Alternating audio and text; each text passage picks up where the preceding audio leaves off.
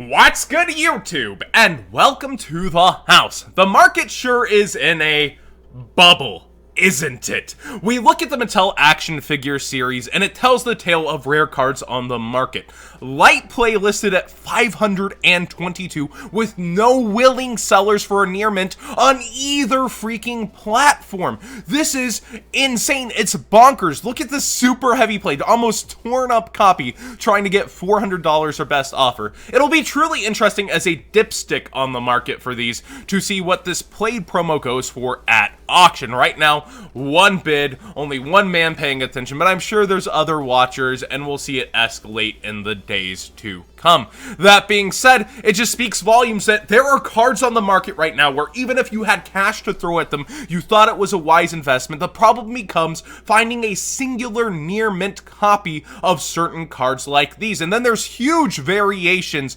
on, say, the ultimate rare of Bubble Man. We're on the third page of TCG Player, unlimited by Adam Korn at $30. And then the next one, oh wait, there's no more near mint unlimiteds. We see first edition $76. So it did have playability in the past. You could make, Toad by using Bahamut Shark with these in Heroes. But realistically, it's nostalgia goggles and Heroes with this one. So it meets X playability, past formats nostalgia, with being a hero as well. We see a first edition from Canada, though, at $43. And it does tend to, have a couple more near mint copies down in price from TCG players. So there's this huge variance created in the market just from there being so few copies and trying out different platforms to get more revenue. Yeah, but there's one thing that's certain about Elemental Hero Bubble Man, and that's... Oh, that's hot. That's hot. Moving on, we have another hero monster, but in a different sense. One of the Neos monsters. Elemental Hero Air Neos is at extravagantly ridiculous prices if you're even trying to get a damaged copy for your Neos extract. So Neos got new support more recently that's being abused in, Gumbalar, Wumbalar looping with Neo Space Connector. And we look at Air Neos, it's got potential as one of the best OTK tactics that Neospatians have for some of the lowest cost, but $60 freaking dollars, man. I think this will be on Konami's radar print come next Battles of Legend. They've been pushing Neos. They're going to look around at the market. This hasn't had a reprint in over a decade. 2007. Yeah, I remember. I was there. So we think about this card and look towards potential reprints, not just for Dual Power, but Battles of Legend. I don't think this is going to miss both. They took care of cards like Magma Neos. I think Air Neos is on the radar. So realistically, I would think if you have one, get rid of yours. It's way worse over here in eBay land, looking at the near mints being like $80 freaking dollars. So this is a card I would start to dump now. I think the originals will try to maintain a price for being original, but it's likely to just tank in price for anything but the ultimate rares. I think the ultras will heavily suffer. I would definitely suggest trading yours out now. Saiho, we visited this last time. It's really getting bought out.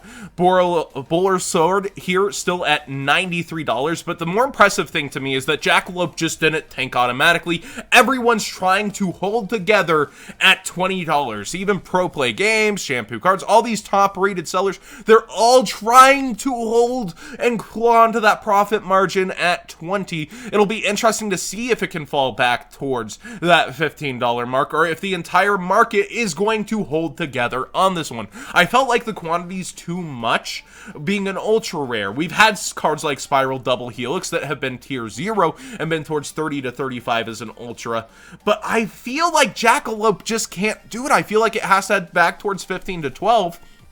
But it'll be interesting to see.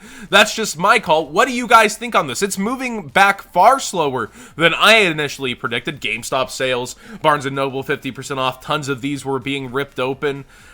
I just can't see it staying. But do you guys think that people are putting that much faith in Danger not being reprinted before the WCQ / that it will make a major impact past the next FNL list? Our no sooner than is this month. XC's Encore has dipped a ton. Rongo Bongo Turbo didn't take as many cuts in the top cut, as I would put it, for are Milan YCS, and I think that's very interesting that people made a mad dash originally for Xyz Encore / Herald of the Abyss, Xyz Encore being the better card to take care of Rongo Bongo. Yes, it does work on it to detach all the materials. It's very interesting that it's fallen so fast from that $5, $4 buyout down towards $2 as a viable option for something that's almost Triangle-esque. Sky Strikers, Thunder Dragon, Rongo Bongo. So, is it a glass cannon? Is it something that just pops off and needs to go first? Or will the deck really make its imprint here on our next YCS coming up in Chicago? Of course, Savage Strike, we don't know the imports, we don't know what's going to happen, but get yours now if you feel like Rongo's not going to be hit on the FNL list, / I have to feel like it's going to get hit, right? But also, if you're going to Chicago, man, you got a pretty cheap side option there. Now, this is on more of a serious advice note. People keep asking me about the magical muskets. John, should I get them? What do you think of the Link Monster? It keeps coming up in my streams on enough, and my answer is they got a going second option, but it doesn't make them much better against stuff like Infinite Impermanence, Effect Negation, Negates. It really doesn't help them out enough, in my opinion. If I were going for something out of Spirit Warriors, there's a 6 Samurai Link Monster coming, remember? And I would be going for stuff like this long term, but the problem with Link Brains Pack is we never know when it's going to get imported, what we'll get, or where we'll get it. So who knows how long the 6 Samurai Link will stay off? Who knows how long the Magical Musket Link will stay off? Will there be reprints in the meantime? I don't know. Right now everything's relatively cheap, and it's the only thing that was helping sell Spirit Warriors in the first place, so hard to say that they would be reprinting it already, but in my opinion, this is what I would be after. There's low quantities on eBay, yet there's notably 43 different prices on TCG Player. I wonder how fast it actually goes up. This was more of a conversation piece for me than actually digging, but now I'm curious. Yeah, it takes a long time to get to 9 over here on TCG Player, so there's quite a bit of a buffer on it being able to go up, but if that link gets announced, you know, just like that. If it happens to something like Jackalope, an announcement will hype this, especially a card like that. Looking through Flood, we finally see independent sellers start to go down a little. We see them start to list and try to get, well, for Goblin, it might just be a matter of feedback, but try to undercut to make sales. And I think we're going to see that with Ghost Bell. I think we're going to see that with a lot of cards announced, but I don't think they're going to dip as far as they did last year with, say, the Ash Blossom Panic. We learned that a $30 price point on a product such as Duel Power that's going to reprint cards like Ghost Bell and Infinite Impermanence can not only have that gatekeeping amount of dollars, that you're literally paying $1 a card in this set, you're also having the potential for short prints. And what will be short printed? Big thing. I don't know that Ash Blossom will be for a third time, but you never know with Konami. But we definitely do look to the other things, and independent sellers throughout the following months will continue to start to list things cheaper and cheaper, undercutting each other and trying to make that guaranteed sale in fear for the dip. I think things like Borolo Dragon are definitely going to go down the furthest as a single in the extract. Remember Crystal Wing when it got a very easy access reprint? It did fall out of the meta somewhat, but $6 freaking from 60? That was insane. So I think Borolo Dragon, realistically, even in use, will be a $10 card after Dual Power. But people might prefer the original art. I have a sneaking suspicion this is the alternate art. And also, the secret rarity instead of, I think it's all Ultras in this pack for Dual Power, if I'm not mistaken. Kind of similar to Duelist Saga. And Battles of Legends is something I wanted to bring up that I've highly underestimated.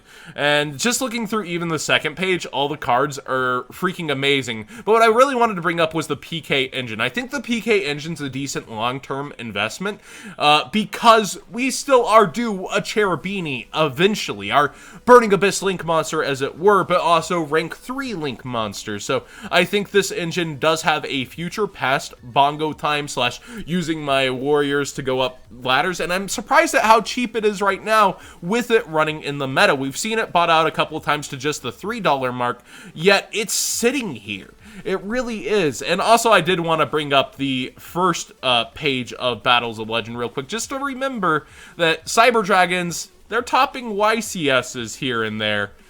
I wouldn't be sleeping on this entering a new meta game. I think they'll thrive more so for those dedicated players who have been playing it. So if you've been playing it online and you're thinking about Chicago or maybe the team in Atlanta, I would physically get your deck sooner than later. I really do think it's at one of the cheapest points. And I know another final note.